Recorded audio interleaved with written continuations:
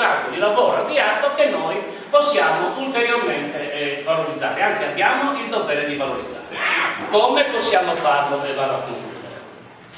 Perché noi abbiamo fatto degli interventi nel tempo, ovviamente non si può descrivere, poi negli altri interventi magari lo diranno, però abbiamo fatto interventi a stadi. Per esempio noi 20 anni fa questo era lo stadio a cui volevamo arrivare, raggiunto quello stadio, poi un altro stadio, poi un altro stadio, adesso siamo arrivati al censimento, Simone, no? Al censimento di tutti questi beni culturali che sono tanti e sono belli, e dire, benissimo, noi prendiamo la casa della Sardegna, ci ritagliamo un triangolo immaginario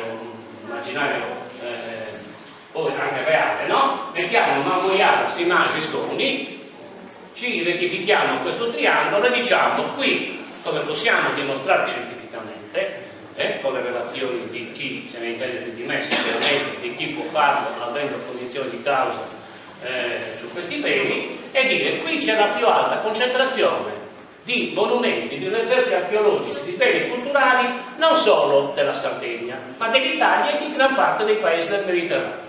Dunque una emergenza culturale e archeologica di altissimo pregio, di altissimo valore, che possiamo già mettere a frutto pensando ad altri scavi e ad arricchirlo nel tempo, ma già possiamo metterlo a frutto. Manca il progetto, abbiamo già ipotizzato a grandi linee e lo sappiamo, e soprattutto abbiamo cercato di ottenere i finanziamenti per poter iniziare a finanziare questo progetto, cercando di creare una cultura oltre i campanili, una cultura territoriale di questo tipo.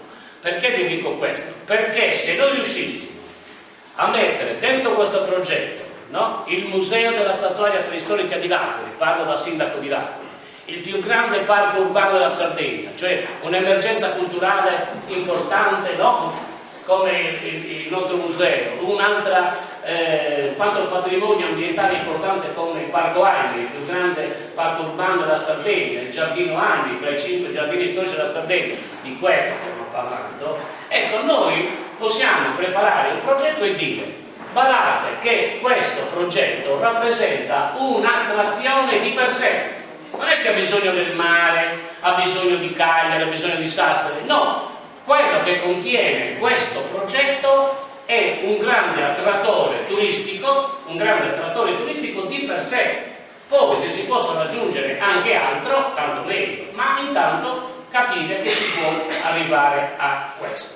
Io credo che bisogna andare in quella direzione e tutto ciò che dobbiamo fare in questa fase deve essere fatto in maniera unitaria, coinvolgendo non solo tutti i comuni interessati, coinvolgendo le associazioni culturali, coinvolgendo le università, le sovrintendenze e tutti coloro che sono utili alla causa. Deve essere un progetto ampio e deve essere un progetto che trova i suoi finanziamenti a livello regionale, statale e anche comunitario. Le risorse, io credo, pur essendo in un periodo di crisi, non mancano se c'è qualità nel progetto e se c'è una fermezza e determinazione nel portare avanti quel progetto e quelle idee che lo sostengono. Grazie.